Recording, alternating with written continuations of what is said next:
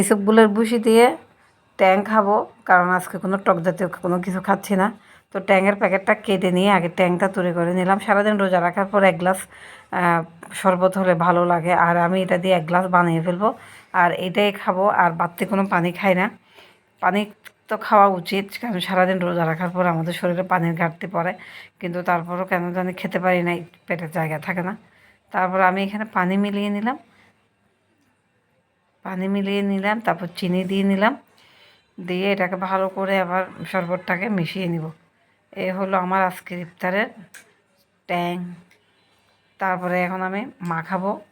আর এখানে আমি শসা, গাজর, টমেটো, পেঁয়াজ, ধনেপাতা, কাঁচামরিচ সব কিছু একসাথে একটা বলের মধ্যে নিয়ে নিলাম। একটু সর্ষের তেল দিয়ে দিলাম। সর্ষের তেল দিয়ে এটাকে ভালো করে কষলে নিব। আর মানে ইফতারি খাওয়ার সময় এই ধরনের ইফতারি যদি মাখা না হয় ভালো লাগে না।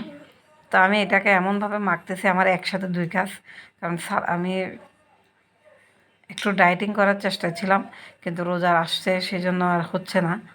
তো সেই জন্য আমি এখানে শসা খাওয়ার দরকার, শসাটা রেখে দিলাম। আর এখানে আমি পেঁয়াজও বানালাম ঘরের মধ্যে, আলুর চপ, পেঁয়াজও, বেগুনি সব কিছু ভেঙে ভেঙে এখানে দিচ্ছি। আমি যেহেতু একা খাবো, তারপর আজকে খাবারটা বেশি হয়ে গেছে, আরও একটু কম করা উচিত ছিল। তারপর সব কিছু মেখে আমি আবার এটাকে মেখে নিব। আর আজকে আমি ছোলাটা মানে চনাটা একটু পানি পানি রাখছি। তো এই হলো আমার আজকের ইফতার। জিলাপি আছে, মিহিদানা আছে, শরবত আছে, তারপর বিন্নি ভাত আছে, মানে বিন্নি চাউলের ভাত রান্না করছে নারকেল দিয়ে, এই আর কি। আর আমি আর একার জন্য যা, আর এটা আমি ঘরে তৈরি করছি, মরিচা, বেগুনি, আলুর চপ, পেঁয়াজও, এগুলা ঘরের জন্য।